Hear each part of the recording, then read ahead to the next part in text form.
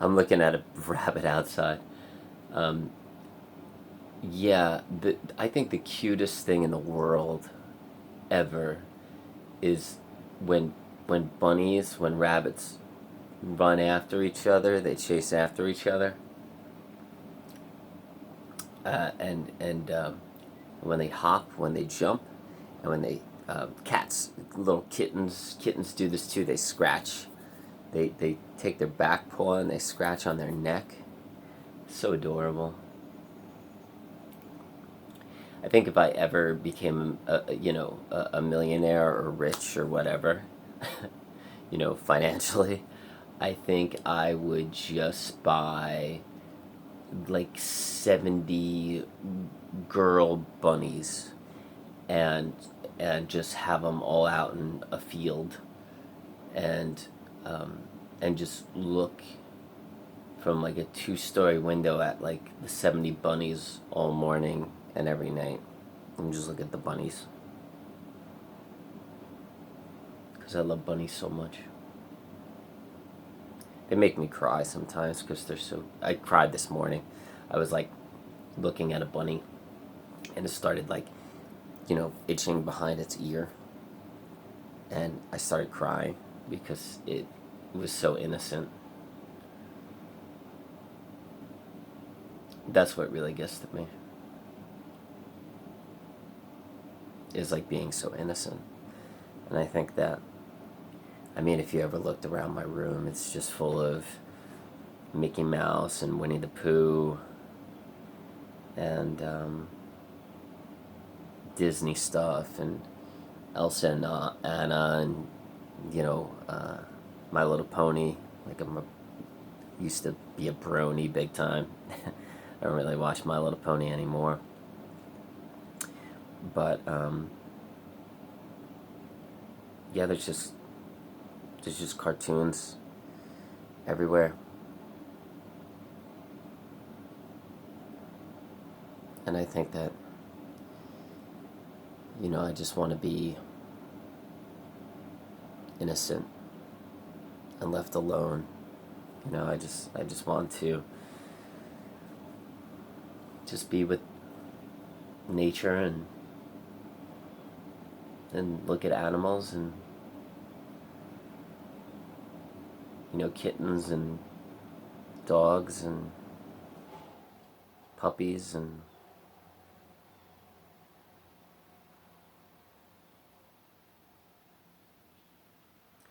I think for a lot of us, when we have complex PTSD or childhood emotional neglect or childhood neglect with which and emotional and mental abuse as well, and not feeling loved or you know our love always coming with conditions. It's never unconditional love that we felt growing up. Maybe it was from time to time, but I don't really remember any of that really. um, I don't really remember any unconditional love. I just wasn't raised in that kind of family, I guess. I guess you could say I was raised in a family where there was no love at all. We didn't give hugs. We still don't give hugs.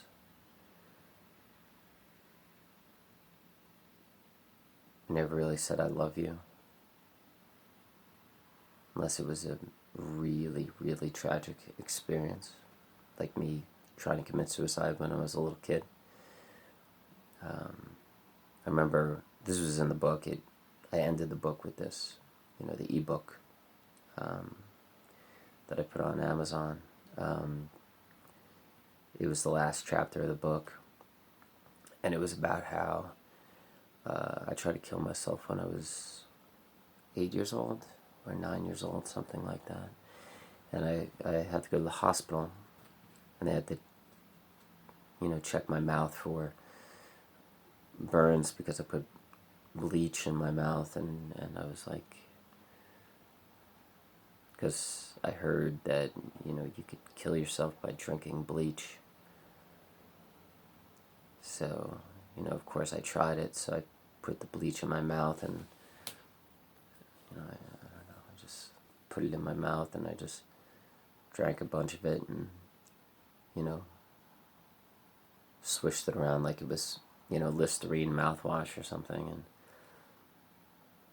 and I spit it out, and then I did it again when my sister came home, because I was still kind of like on the fence about killing myself, I guess you could say. I guess, I was only like 8 or 9, so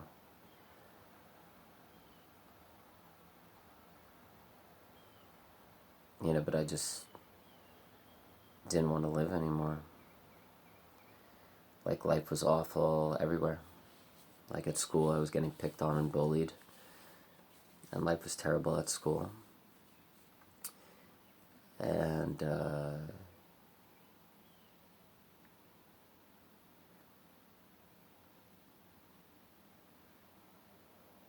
remember there was this one black kid named Matthew Torres, and he wanted to kick the shit out of me so bad, and he was this big black kid, and I was terrified of him. And that's when I started to really become an agoraphobic, because like he would just like hunt me down, like around the neighborhood, or at least I felt he was.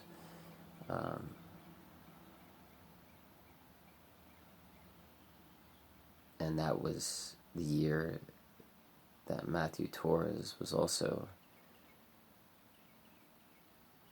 giving me a hard time. So I had all these major issues going on, where school was terrible. I never wanted to go to school.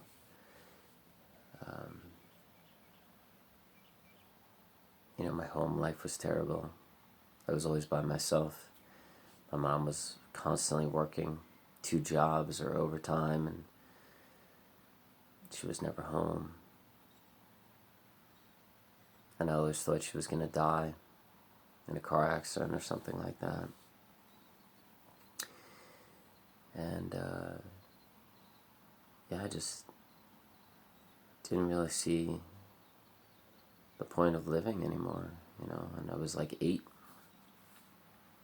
9 years old, whatever the hell it was. And I remember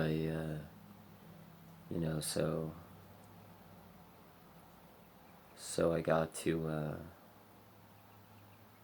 the hospital, and before I went in, my mom told me to lie.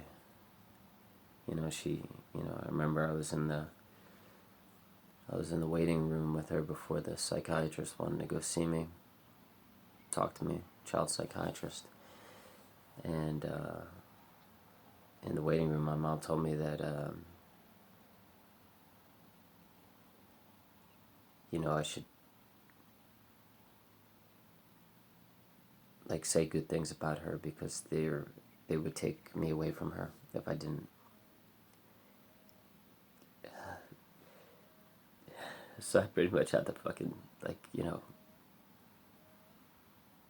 just lie, and I don't know.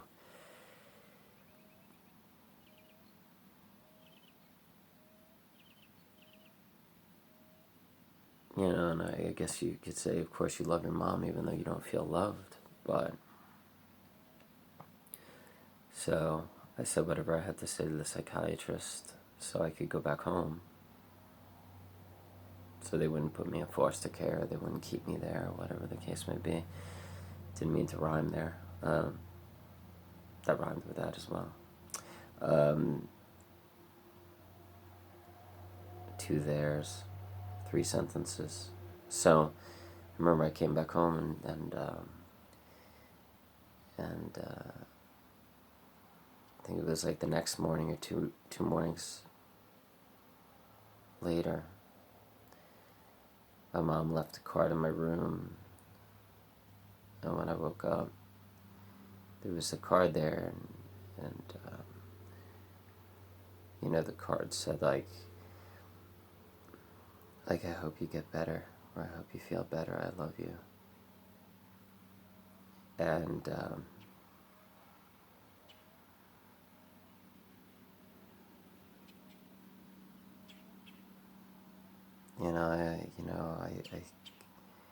I think about that sometimes. Where, when a parent knows that their kid's most likely going to kill themselves or commit suicide, and the parent fucked up big time, and like that, but it's like the parent didn't understand how to raise children.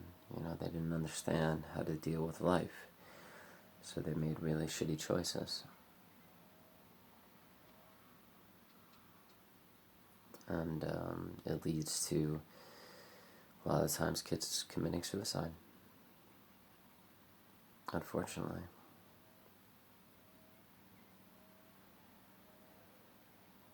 Or killing other people. I honestly think that you should not have children unless you heal your trauma, or you heal whatever childhood issues you had, so you know how to love people, and you know how to love your children. Because honestly, if you have kids and you're not a loving person, or you're not complete yet, you're gonna cause those kids to suffer. If you have children, whether it's toxic shame, because toxic shame is generally generational.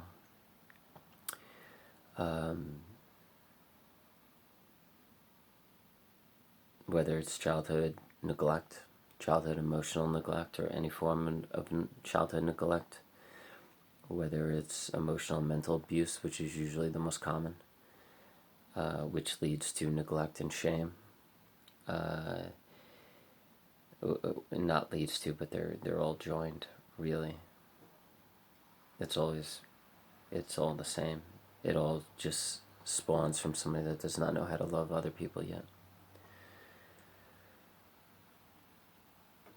I think way too many people have kids, man, that aren't ready to have kids. I think you need to, seriously be a psychologist first.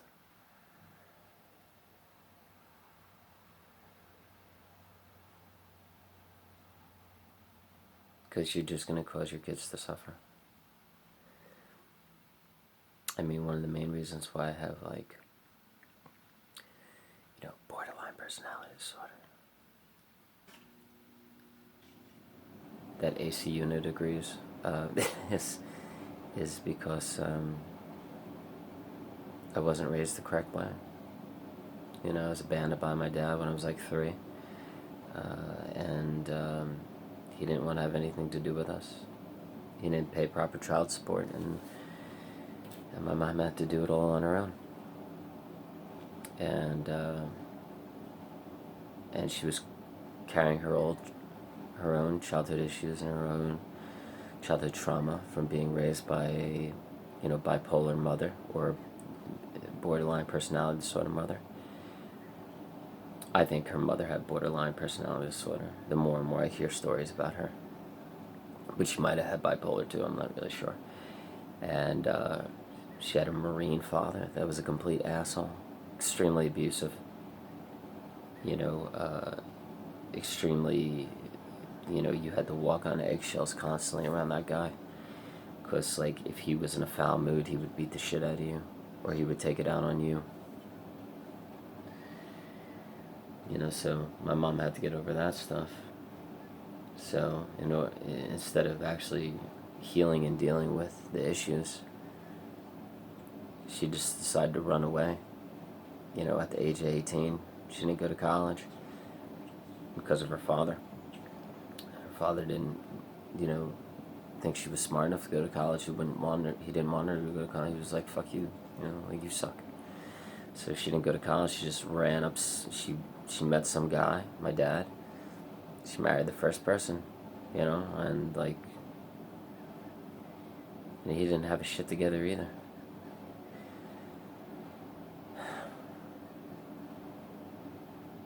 But back then, people didn't have the tools to heal themselves. They didn't have the educational tools to heal themselves. There was no such thing as cognitive behavior therapy. There was no such thing as dialectical behavior therapy. There was no Marshall Linehan yet. There was no YouTube videos on, how to heal any psychology, like MedCircle or, Dr. Fox for, the BPD community. I mean, there was nothing. There was nothing. So everybody was just fucking winging it. They were just like, what makes me happy? Oh, having children. Having children will make me happy. And then they had children. And then they were like, oh, fuck. And then they did the same exact things to their children that their parents did to them. Shaming, abusing them. I want to say toxic shaming them, because the communities out there, they don't like the difference between shame and toxic shame, so I'll just say shame, toxic shame, just so people get off my back. Toxic shame, neglect, and abuse. I mean, they carry on to the same traditions that their parents raised them in, because that's what they know. It's familiar to them. That's what they believe is, not believe works. It's just ingrained in their system. Like, that's how you deal with issues. Like, instead of like internally feeling the pain, because that's too fucking hard, you either put that pain on somebody else, and most of that's just subconscious, or you just neglect them completely. Like, you're just not there for them. And usually it's both. Toxic shame and neglect. They coincide so amazingly. It's ridiculous. And I'll list some people underneath that really will help you if you have PTSD or, toxic shame or anything like that, or childhood emotional neglect. And underneath, in one of the comments, in the first comment, and it's pretty much Brene Brown, Dr. Alexa Altman, and Janice Webb, Dr. Janice Webb. Those three are pretty much the gurus of, toxic shame, childhood emotional neglect. CPTSD is, I mean, there's so much stuff out there. I mean, it's just ridiculous, because so many of us have it. Yeah, anyways, but going back to the original shit is I think the reason why, like, a lot of us that have like borderline personality disorder or complex PTSD, is the reason why we value or are in love with so many innocent things. It's because our childhood fucking sucked, and we're still kind of trapped there. We're still kind of trapped in childhood. We have to work out the inner child. And I think that's a lot of the reasons why a lot of people that are, those of us who have borderline personality disorder, we go into a child mode, like when we're really distraught or when something's really fucked up. We become a child, whether it's a 6-year-old, 5-year-old, 3-year-old, 4-year-old, whatever the hell it is. I was listening to Katie Morton once, and she's like this YouTube psychologist. No, she's just a whatever the fuck she is, a therapist, and she was talking about, like, going back and healing the inner child and talking to the inner child. And she's like, go back to that time where you first experienced trauma and talk to that inner child and see what that child. And I'm like, what the fuck are you talking about? Like, I was fucking like 3. I was 3 years old. Like, my first memory, like my very first memory was a traumatic memory. I was 3 years old, and I went into a seizure because what I was watching was so fucking traumatic for me. At the age of 3, I actually went into like an absent seizure, and they had to rush me to the fucking hospital because I didn't get out of the fucking absent seizure, and they had to do like a spinal tap on me when I was like 3 years old. I don't even know what a fucking spinal tap is, but you know, it must have been a big deal because everybody was like, oh shit, 3-year-old fucking spinal tap, what the fuck. So yeah, I was in goddamn Germany, for God's sakes, fuck it. But like, yeah, no, and that's the thing, like, you know, like a lot of these fucking psychologists and therapists, they don't have a fucking clue. Because they didn't know. God damn it, man. Because, like, they didn't go through this shit. It's very, very goddamn rare that a psychiatrist or a therapist or a doctor ever experienced what we did. They don't have borderline personality disorder. They don't have complex PTSD. They don't have shit. They're a bunch of just pretty people that just fucking were most likely raised in like an upper middle class family or a middle class family or a rich family, financially rich family, that had the money to send them to fucking certain colleges where they got doctorates and they had support and all this other shit. And now they're sitting like in a fucking chair across from us and they're spewing all this shit. But they don't really fucking understand. And it's just like,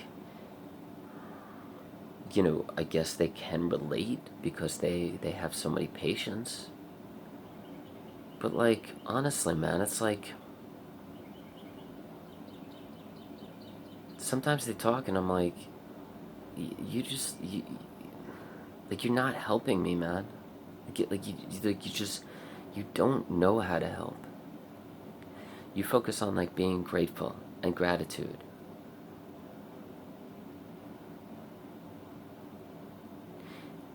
And then you tell all these stories, like from your childhood, that make me kind of dislike you. Like, I'm a huge fan of Dr. Alexa Altman. Don't get me wrong. But the last time I listened to her is when she was talking about how her and her father used to ski down this mountain. And her dad was this really good skier.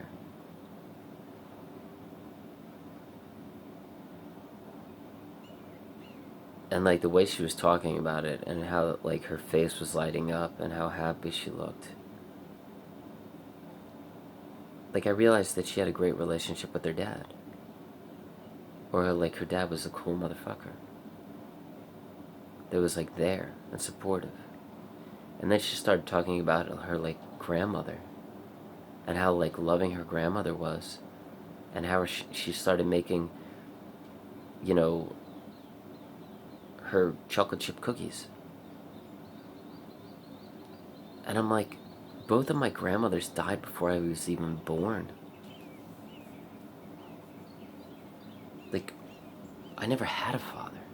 He abandoned me when I was like fucking 3. It's like, you're fucking, you got all these pretty stories of this beautiful life. Like, so many fucking pretty stories.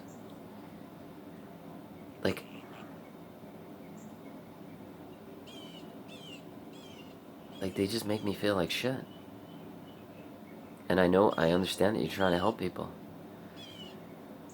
But like, when you're talking to our community, you can't talk about that stuff. Those loving memories and those loving people in your life. You just can't talk about that stuff because it makes us feel like shit.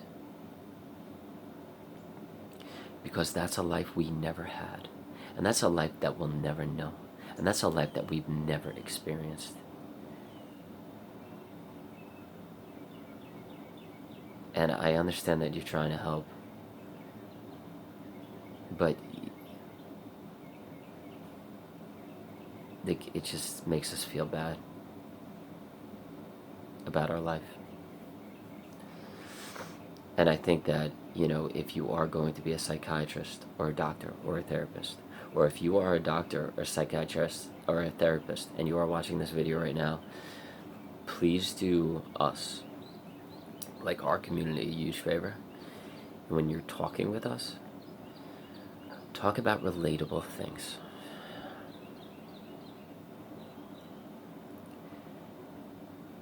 Like talk about things that won't make us feel like shit. You know, like the last time I listened to Katie Morton was when she was complaining about not getting her French press coffee, and how she was frustrated and ticked off that she had to drink drip coffee, like normal coffee. And I was like, I liked you so much, and like, you're ruining it for me with those stories, because it makes me feel like you're fucking, you you've had it too fucking good your entire fucking life, and you still want it that good, and nothing is good enough for you. Regular coffee's not good enough for you. You need French press coffee. Making coffee at home isn't good enough for you. You need to drive. Go out of your way to drive to a fucking coffee shop to get the best coffee ever.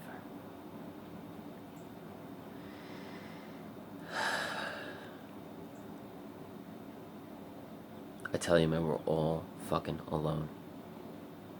We're all alone. None of these fucking doctors and psychiatrists and therapists, they just don't understand, and they don't get it.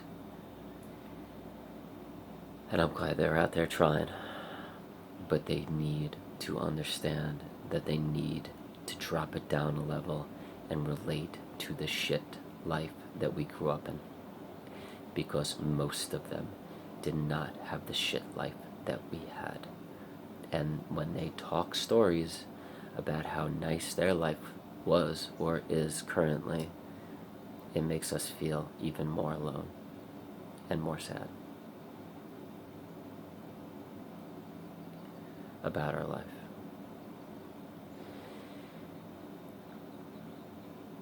The first intro I had for that ebook that I put on Amazon,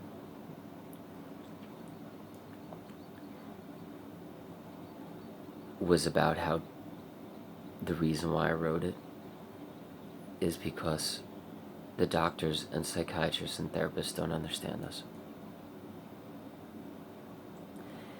And spirituality books only get you so far. And psychology books only get you so far. And psychology books don't tie in spirituality, and spirituality books don't tie in psychology. It's like they're opposing enemies almost.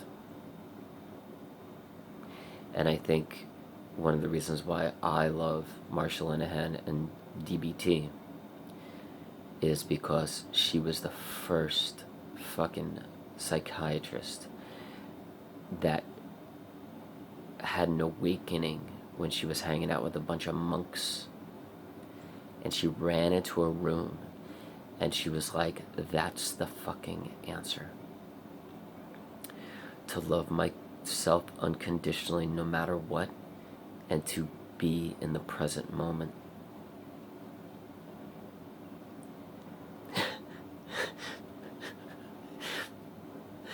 God damn it, man. Like, I was about to cry how much I fucking love that girl. She's just a little fucking old lady. Fucking glasses. She must be 5'1". She's fucking adorable. She's so fucking cool. But yeah, man.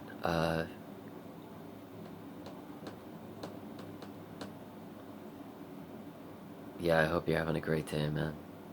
I really do. And if you're a psychiatrist out there, please watch this video. And bring yourself down to our level. And give us relatable stories if you are going to tell us stories about your life.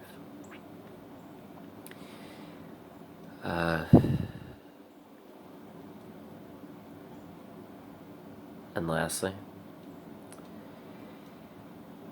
you should go on Amazon, buy that fucking ebook I wrote. I wrote it for you. $1.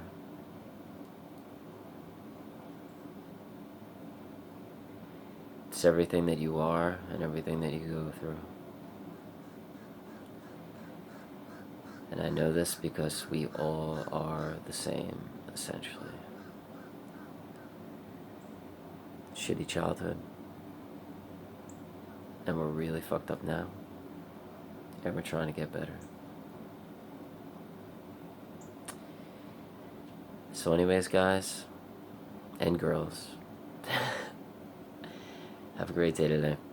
And do something you love.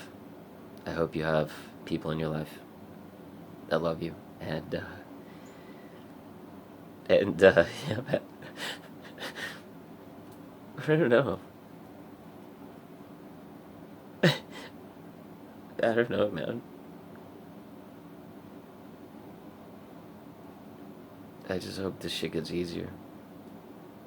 But I'm glad you're watching. And fuck it. Yeah, man, have a good day. 32 minutes. Peace.